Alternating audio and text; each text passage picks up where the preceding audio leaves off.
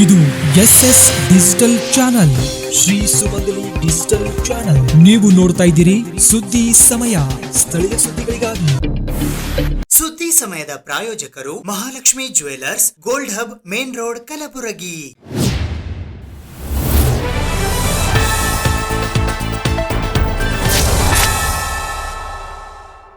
ಸುದ್ದಿ ಸಮಯಕ್ಕೆ ಸ್ವಾಗತ. ನಾನು RJ ಮಂಜು ಹಿರೋಳಿ.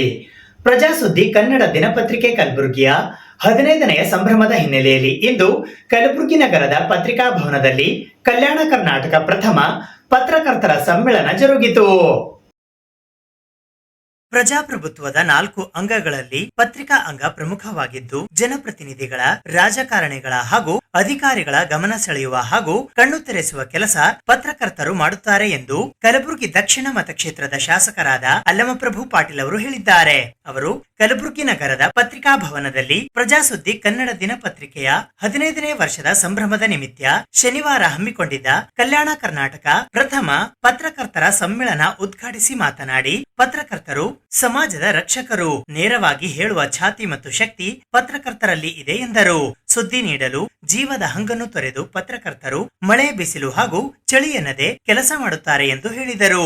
ಇಂದಿನ ಕಷ್ಟದ ಸಂದಿಗ್ಧ ಪರಿಸ್ಥಿತಿಯಲ್ಲಿ 15 ವರ್ಷಗಳ ಕಾಲ ಪತ್ರಿಕೆ ನಡೆಸಿಕೊಂಡು ಬಂದಿರುವ ಸಂಪಾದಕ ಶರಣಬಸಪ್ಪ ಸೂಗೂರ್ ಅವರ ಕಾರ್ಯ ಶ್ಲಾಘನೀಯ ಎಂದು ಮೆಚ್ಚುಗೆ ವ್ಯಕ್ತಪಡಿಸಿದರು.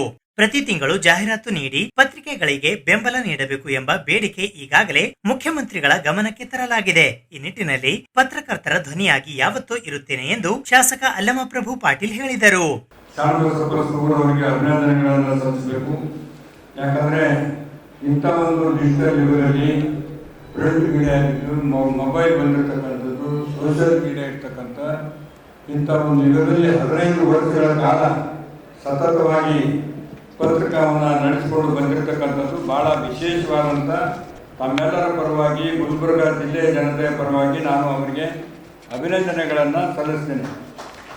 ಯಾಕಂದರೆ ಈ ಪತ್ರಿಕಾ ರಂಗ ಇವತ್ತು ಬಹಳಷ್ಟು ಕಷ್ಟ ಪರಿಸ್ಥಿತಿಯಲ್ಲಿದೆ.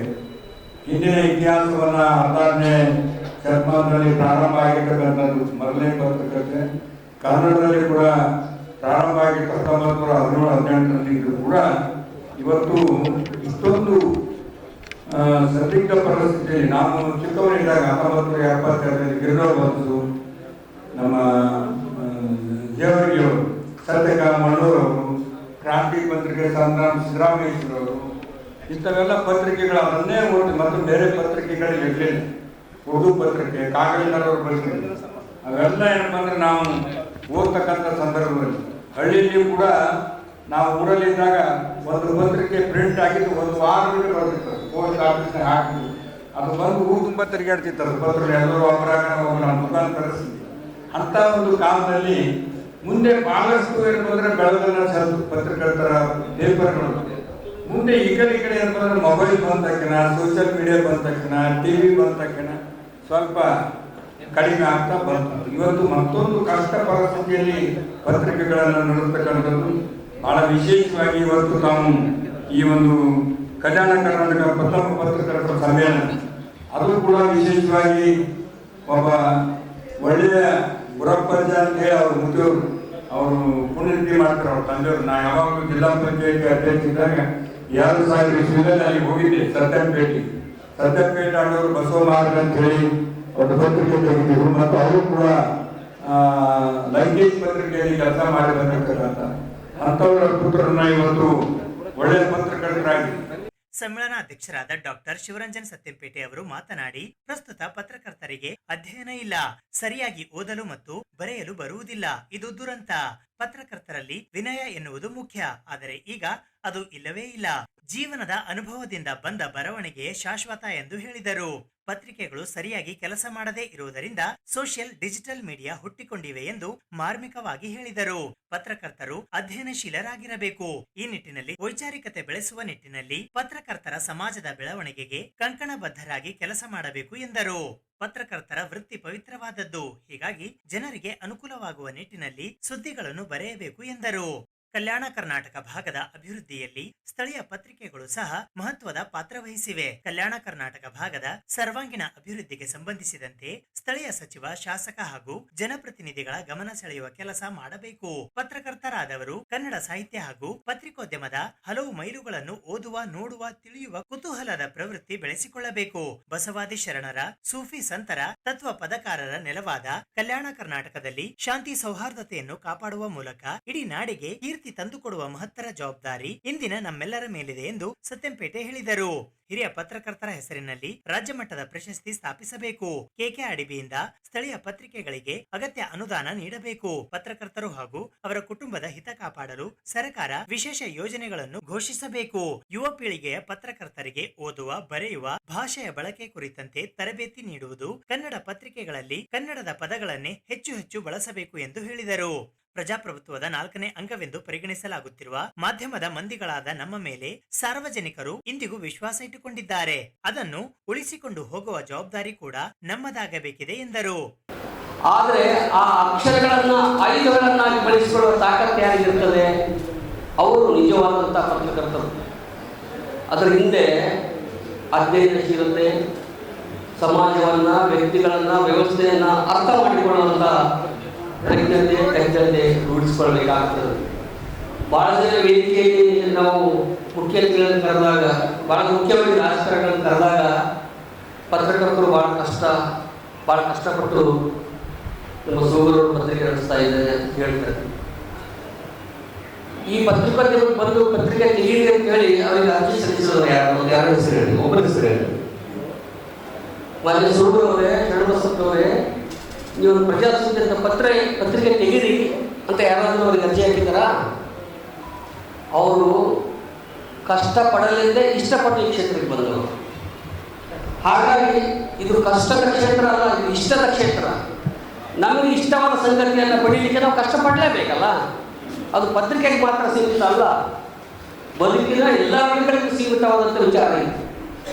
ಯಾವ ಕ್ಷೇತ್ರವನ್ನು ನಾವು ಇಷ್ಟಪಡ್ತೀವೋ, ಅದು ಪತ್ರಿಕೆ ಆಗಿರಲಿ, ಸಾಹಿತ್ಯ ಆಗಲಿ, ಸಂಸ್ಕೃತಿ ಆಗಿರ್ಬೋದು, ಸಂಶೋಧನೆಯೇ ಆಗಿರಲಿ, ಇಷ್ಟವಾದ ಕ್ಷೇತ್ರವನ್ನು ನಾವು ಬೆಳೀಲಿಕ್ಕೆ, ಇಷ್ಟವಾದ ಕ್ಷೇತ್ರದಲ್ಲಿ ಮುಂದೋಗಲಿಕ್ಕೆ ನಾವು ಕಷ್ಟಪಡಲೇಬೇಕಾದದ್ದು ನಿಸರ್ಗ ನಿಯಮ. ಅದು ಕೇವಲ ಮನುಷ್ಯರ ನಿಯಮ ಮಾತ್ರ ಅಲ್ಲ. ಈ ಹಿನ್ನೆಲೆಯಲ್ಲಿ ನಮ್ಮ ಪ್ರಜಾಸತ್ತಿ ಪತ್ರಿಕೆ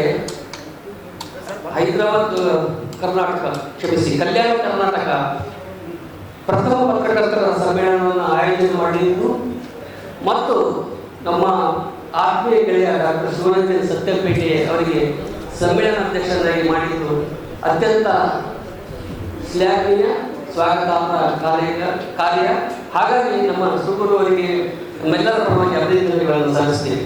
ಕನ್ನಡ ಸಾಹಿತ್ಯ ಪರಿಷತ್ತಿನ ಕಲಬುರಗಿಯ ಜಿಲ್ಲಾಧ್ಯಕ್ಷರಾದ ವಿಜಯಕುಮಾರ್ ಪಾಟೀಲ್ ತೇಗಲತಿಪ್ಪಿ, ಮಾಧ್ಯಮ ಸಂಶೋಧಕರಾದ ದಿಲೀಪ್ ನರಸಯ್ಯ ಮೈಸೂರು, ಡಿಎಸ್ಎಸ್ ರಾಜ್ಯ ಸಂಘಟನಾ ಸಂಚಾಲಕರಾದ ಮರಿಯಪ್ಪ ಹಳ್ಳಿ, ಸಂಪಾದಕರ ಸಂಘದ ಅಧ್ಯಕ್ಷರಾದ ಗುರುರಾಜ ಕುಲಕರ್ಣಿ, ಬಿವಿ ಚಕ್ರವರ್ತಿ, ಚಂದ್ರಶೇಖರ್ ಕವಲಗ, ರೇವಣಸಿದ್ದಪ್ಪ ಪಾಟೀಲ್, ಆಕಾಶವಾಣಿ ಕಲಬುರಗಿಯ ನಿವೃತ್ತ ಕಾರ್ಯಕ್ರಮ ಅಧಿಕಾರಿಗಳಾದ ಡಾಕ್ಟರ್ ಸದಾನಂದ ಪೆರ್ಲಾ, ಜಿಲ್ಲಾ ಪತ್ರಕರ್ತರ ಸಂಘದ ದೇವೇಂದ್ರಪ್ಪ ಅವಂಟಿ, ಬಸವರಾಜ್ ಚಿನಿವಾರ್, ಸೂರ್ಯಕಾಂತ್ ಜಮಾದಾರ್, ಅಜೀಜುಲ್ಲಾ ಸರ್ಮಸ್, ಬಸವರಾಜ್ ಪಾಸ್ವಾನ್, ರಾಜು ದೇಶ್ಮುಖ್, ರಾಜ್ಕುಮಾರ್ ಬೆಣ್ಣೂರ್, ಶಿವಪುತ್ರ ಹಾಗರ್ಗಿ, ಸಿಎಸ್ ಮಾಲಿ ಪಾಟೀಲ್ ಸೇರಿದಂತೆ ಇತರರು ಈ ಸಂದರ್ಭದಲ್ಲಿ ಉಪಸ್ಥಿತರಿದ್ದರು.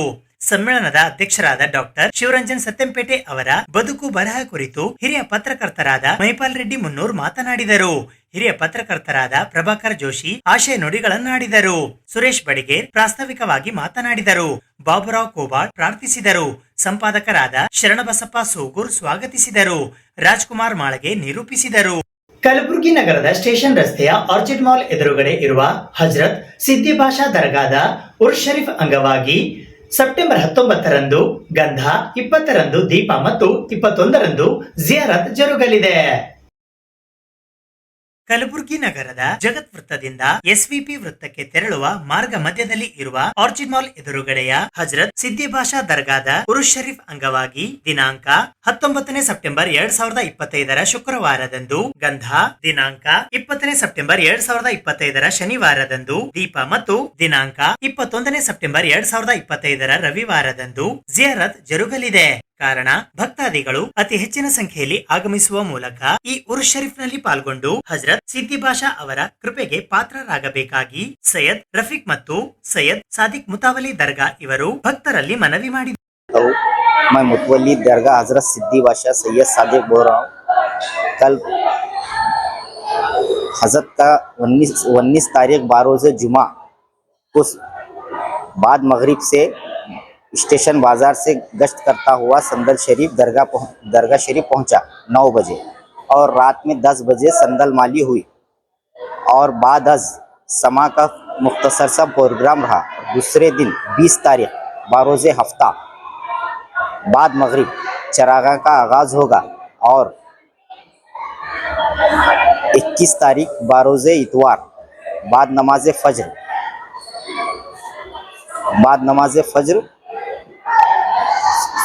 ज़ियारत का एहतमाम रहेगा और चरागा के दिन सुबह 7 बजे से लेके 1 बजे तक ताम का आम खास ताम का इंतज़ाम रहेगा और यहाँ पे हर मज़हब व मिल्लत के लोग हजरत के पास कोई भेदभाव के वजह इससे नहीं आते। यहाँ पे हर हजरत के पास जो भी मुराद लेके आते हैं हजरत के तुफेल से सरफराज होते हैं। ಎಲ್ರಿಗೂ ನಮಸ್ಕಾರ. ನನ್ನ ಹೆಸರು ಗಿರೀಶ್ ಕುಮಾರ್ ಅಂತೇಳಿ. ಸರ್ವಧರ್ಮೀಯರು ಆಚರಣೆ ಮಾಡುವಂತಹ ಈ ಒಂದು 3 ದಿವಸ ನಿನ್ನೆ 19 ತಾರೀಕು ಗಂಧ, ಇವತ್ತು ಮತ್ತು ನಾಳೆ ಸಿದ್ದಿ ಬಾಷಾ ದರ್ಗಾದಲ್ಲಿ ಅತಿ ವಿಜೃಂಭಣೆಯಿಂದ ಜಾತಿ ಧರ್ಮ ಎನ್ನದೆ ಎಲ್ಲರೂ ಒಗ್ಗಟ್ಟಾಗಿ ಈ ಒಂದು 3 ದಿವಸ ಕಾರ್ಯಕ್ರಮದಲ್ಲಿ ಅತ್ಯಂತ ಸೇವೆ ಸಲ್ಲಿಸ್ತಾರೆ. ಆಮೇಲೆ ನಿನ್ನೆ ದಿವಸ ಗಂಧ ರಾತ್ರಿ ಪೂರ್ತಿ ಗಂಧ ಲೇಪನ ಮಾಡಿದ್ದಾಯಿತು. ಇವತ್ತಿನ ದಿವಸ ಬಂದಂಥ ಭಕ್ತಾದಿಗಳಿಗೆ ಊಟದ ವ್ಯವಸ್ಥೆ ಕೂಡ ಇರುತ್ತೆ. ನಾಳೆ ಅಮಾವಾಸ್ಯೆ ಪ್ರಯುಕ್ತ ಕೂಡ ಎಲ್ಲ ಭಕ್ತರು ಬರ್ತಾರೆ. ಇದರ ಪವಾಡ ಏನು ಅಂತಂದರೆ ವಾಕ್ಸಿದ್ಧಿ ಪುರುಷರವರು ಮೊದಲು ಸುಮಾರು ಎಷ್ಟು ಜನ ಬರ್ತಿದ್ರು, ಅವ್ರದ್ದು ಬಂದಂಥ ಭಕ್ತರಿಗೆ ಅವರ ಕಷ್ಟ ಕಾರ್ಪಣ್ಯಗಳನ್ನು ಹೇಳಿಕೊಂಡಾಗ ದೇವರು ಅವರಿಗೆ ವಾಕ್ಸಿದ್ಧಿ ಪುರುಷ ವಾಕ್ ಮುಖಾಂತರ ಅವರ ಕಷ್ಟಗಳನ್ನು ಬಗೆಹರಿಸ್ತಿದ್ರು. ಆ ಒಂದು ಉದ್ದೇಶದಿಂದ ಇವತ್ತು ಈ ಒಂದು ಪ್ರತಿ ವರ್ಷ 3 ದಿವಸ ಸಂದಲು ಜಿಯಾತು ಅಂತ ಹೇಳ್ಬಿಟ್ಟು ನಾವು ಇಲ್ಲಿ ಮಾಡ್ತಾ ಇದ್ದೀವಿ. ನಾವು ಕೂಡ ಸುಮಾರು ವರ್ಷದಿಂದ ಬರ್ತಾ ಇದ್ದೀವಿ.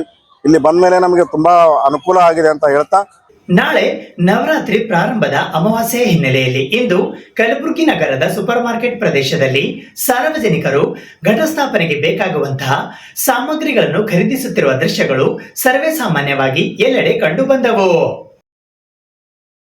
ನಾಳೆ ನವರಾತ್ರಿ ಪ್ರಾರಂಭದ ಅಮಾವಾಸ್ಯೆ ಆಗಿರುವುದರಿಂದ ಕಲಬುರಗಿ ನಗರದ ಸೂಪರ್ ಮಾರ್ಕೆಟ್ ಪ್ರದೇಶದಲ್ಲಿ ಸಾರ್ವಜನಿಕರು ಘಟಸ್ಥಾಪನೆಗೆ ಬೇಕಾಗುವಂತಹ ಸಾಮಗ್ರಿಗಳನ್ನು ಖರೀದಿಸುತ್ತಿರುವ ದೃಶ್ಯ ಎಲ್ಲೆಡೆ ಸರ್ವೇ ಸಾಮಾನ್ಯವಾಗಿ ಕಂಡುಬರುತ್ತಿವೆ. ಘಟಸ್ಥಾಪನೆಗೆ ಬೇಕಾಗುವಂತಹ ಮಣ್ಣಿನ ಚಿಕ್ಕ ಚಿಕ್ಕ ಕುಳ್ಳಿಗಳು ಅಂದರೆ ಮಡಿಕೆಗಳು, 9 ದಿನಗಳ ಕಾಲ ಸತತವಾಗಿ ದೀಪ ಉರಿಯಲು ದೊಡ್ಡ ಗಾತ್ರದ ಮಣ್ಣಿನ ಹಣತೆಗಳು, ಘಟಸ್ಥಾಪನೆಗೆ ಬೇಕಾಗುವಂತಹ ಗಿಡದ ಎಲೆಗಳಿಂದ ತಯಾರಿಸಲಾದ ಪತ್ರಾವಳಿ, ಕರ್ಪೂರ, ಹೂವು ಹಣ್ಣು, ವಿಳ್ಯದ ಎಲೆ, 9 ಬಗೆಯ ವಿವಿಧ ಧಾನ್ಯಗಳಿಂದ ಕೂಡಿದ ಪ್ಯಾಕೆಟ್, ಕೊಬ್ಬರಿ, ಅರಿಶಿಣದ ಬೊಟ್ಟು, ಅಡಿಕೆ, ಅರಿಶಿಣ, ಕುಂಕುಮ ಮತ್ತು ಗುಲಾಲ್ ಬಣ್ಣಗಳು, ಮಡಿಕೆಗಳಿಗೆ ಹಚ್ಚಲು ಬೇಕಾಗುವ ಜಾಜಾ ಪೌಡರ್ ಮತ್ತು ಸುಣ್ಣದ ಪೌಡರ್, ಅಂಬಾಭವಾನಿ ದೇವಿಗೆ ವಿಶೇಷವಾಗಿ 9 ದಿನಗಳ ಕಾಲ ಬಳಸಬೇಕಾದಂತಹ ಸುವಾಸನೆ ಭರಿತ ಅಗರಬತ್ತಿಗಳ ಪ್ಯಾಕೆಟ್ಗಳನ್ನು ಖರೀದಿಸುತ್ತಿರುವ ದೃಶ್ಯಗಳು ಕಲಬುರಗಿ ಮಹಾನಗರದ ಎಲ್ಲೆಡೆ ಕಂಡುಬರುತ್ತಿವೆ. ಹಾಗಾದರೆ ನೀವು ಕೂಡ ಘಟಸ್ಥಾಪನೆಗೆ ಬೇಕಾಗುವಂತಹ ಎಲ್ಲಾ ಸಾಮಗ್ರಿಗಳನ್ನು ಖರೀದಿಸಿದ್ದೀರಾ ತಾನೆ? ಕ್ಯಾಮ್ರಾ ಪರ್ಸನ್ ಶೇಖ್ ಬಾಬಾ ಜೊತೆ RJ ಮಂಜು ಹಿರೋಳಿ, ಸುದ್ದಿ ಸಮಯ, ಕಲಬುರಗಿ.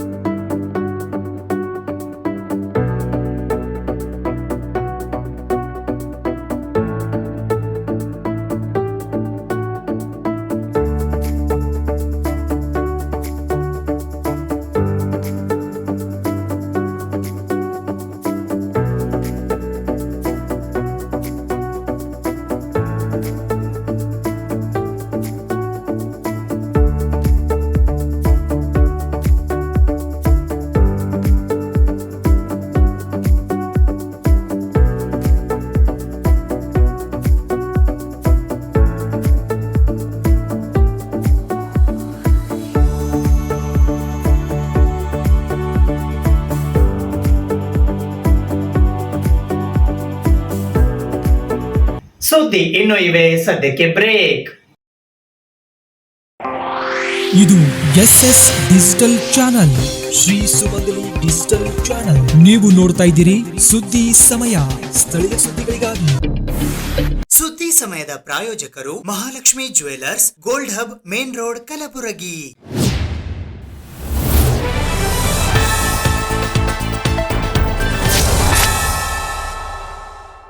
ಕರ್ನಾಟಕ ಹಿಂದುಳಿದ ಜಾತಿಗಳ ಒಕ್ಕೂಟ ಕಲಬುರಗಿಯ ವತಿಯಿಂದ ಇಂದು ಕಲಬುರಗಿ ನಗರದ ಪತ್ರಿಕಾ ಭವನದಲ್ಲಿ ಸುದ್ದಿಗೋಷ್ಠಿ ನಡೆಸುವ ಮೂಲಕ ಕರ್ನಾಟಕ ರಾಜ್ಯ ಸರ್ಕಾರ ನಡೆಸುತ್ತಿರುವ ಜಾತಿ ಸಮೀಕ್ಷೆಯಲ್ಲಿ ಭಾಗವಹಿಸಿ ಯಶಸ್ವಿಗೊಳಿಸುವಂತೆ ಮನವಿ ಮಾಡಲಾಯಿತು.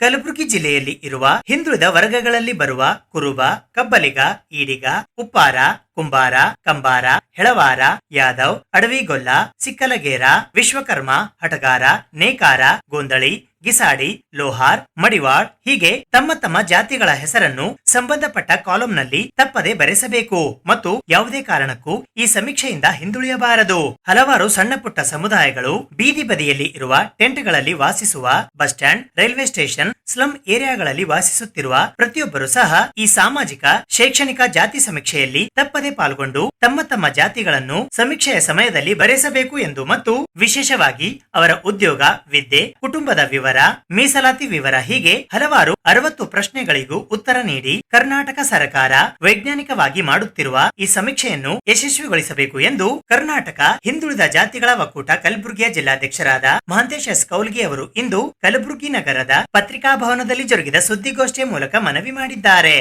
ಕರ್ನಾಟಕ ರಾಜ್ಯ ಹಿಂದುಳಿದ ವರ್ಗಗಳ ಆಯೋಗದ ವತಿಯಿಂದ ಕರ್ನಾಟಕ ಸರ್ಕಾರ ಮತ್ತೊಂದು ಬಾರಿ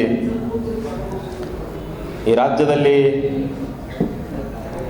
ಜಾತಿ ಮತ್ತು ಸಾಮಾಜಿಕ ಶೈಕ್ಷಣಿಕ ಜಾತಿ ಸಮೀಕ್ಷೆಯನ್ನು ಮಾಡ್ತೀನಿ ಅಂಥೇಳಿ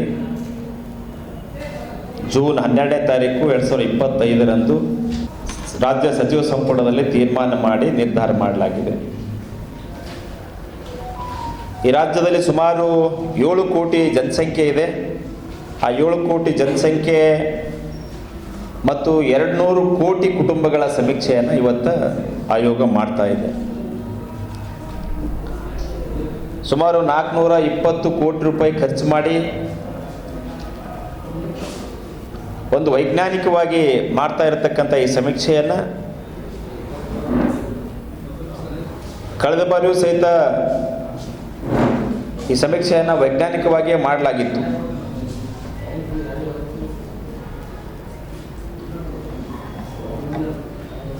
ಆದರೂ ಸಹಿತ ಆ ವರದಿಯನ್ನು ಬಿಡುಗಡೆ ಮಾಡಲಿಲ್ಲ. ಸರ್ಕಾರ ಸ್ವೀಕಾರ ಮಾಡಿದೆ, ಅದನ್ನು ಬಿಡುಗಡೆ ಮಾಡಲಿಲ್ಲ. ಯಾಕೆ ಮಾಡಲಿಲ್ಲ ಎಂಬುದರ ಬಗ್ಗೆ ತಮಗೆಲ್ಲ ಗೊತ್ತಿದೆ. ಕರ್ನಾಟಕ ರಾಜ್ಯ ಹಿಂದುಳಿದ ವರ್ಗಗಳ ಆಯೋಗ ಆ ಕಾಯ್ದೆಯ ಸೆಕ್ಷನ್ 11(1) ಪ್ರಕಾರ 10 ವರ್ಷ ಆಗಿರತಕ್ಕಂಥ ವರದಿಯನ್ನು ಮತ್ತೊಂದು ಬಾರಿ ಮಾಡಬೇಕು ಅಂತ ಹೇಳಿ ಮತ್ತೊಂದು ಬಾರಿ ಮಾಡ್ಲಿಕ್ಕೆ ಅವಕಾಶ ಇದೆ ಕಾನೂನುಬದ್ಧವಾಗಿ ಅಂತ ಹೇಳಿಬಿಟ್ಟು ಇವತ್ತು 2015ರಲ್ಲಿ ಮಾಡಿರ್ತಕ್ಕಂಥ ವರದಿಯನ್ನು ಮತ್ತೆ 2025ರಲ್ಲಿ ಇವತ್ತು ಆ ಆಯೋಗದಿಂದ ಮಾಡಲಾಗ್ತಾ ಇದೆ. ಕೇಂದ್ರ ಸರ್ಕಾರವು ಸಹಿತ ಈ ನಿಟ್ಟಿನಲ್ಲೇ ಜಾತಿ ಗಣತಿ ಮಾಡ್ತಾ ಇದೆ. 2027ರಲ್ಲೇ ಮಾಡ್ತೀನಿ ಅಂತ ಈಗಾಗಲೇ ಅವರು ಘೋಷಣೆ ಮಾಡಿದ್ದಾರೆ. ಕೇಂದ್ರ ಸರ್ಕಾರ ಮಾಡ್ತಾ ಇರತಕ್ಕಂಥದ್ದು ಕೇವಲ ಜಾತಿ ಗಣತಿ ಮಾತ್ರ.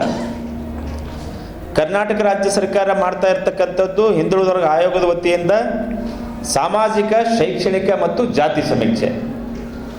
ಅಂದರೆ ಇದರಲ್ಲಿ ಸುಮಾರು ಈ ಸಮೀಕ್ಷೆಯಲ್ಲಿ ಈ ರಾಜ್ಯದಲ್ಲಿರ್ತಕ್ಕಂಥ ಒಂದು ಮೀಸಲಾತಿ ಆಗಿರ್ಬೋದು, ಅವರ ಕುಟುಂಬದ ವಿವರ ಆಗಿರ್ಬೋದು, ಉದ್ಯೋಗ ಇರ್ಬೋದು, ಬಡತನದ ಬಗ್ಗೆ ಇರ್ಬೋದು, ಎಲ್ಲ ಸುಮಾರು 60 ಪ್ರಶ್ನೆಗಳನ್ನೊಳಗೊಂಡು ಒಂದು ಪ್ರಶ್ನಾವಳಿ ರಚನೆ ಮಾಡಿ ಇವತ್ತು ದಿವಸ ಹಿಂದುಳಿದ ವರ್ಗದ ಆಯೋಗದ ಅಧ್ಯಕ್ಷರಾಗಿರ್ತಕ್ಕಂಥ ಮಧುಸೂದನ್ ನಾಯಕರ ನೇತೃತ್ವದಲ್ಲಿ ಸಮೀಕ್ಷೆಯನ್ನು ಕೈಗೊಳ್ಳಲು ನಿರ್ಧಾರ ಮಾಡಲಾಗಿದೆ.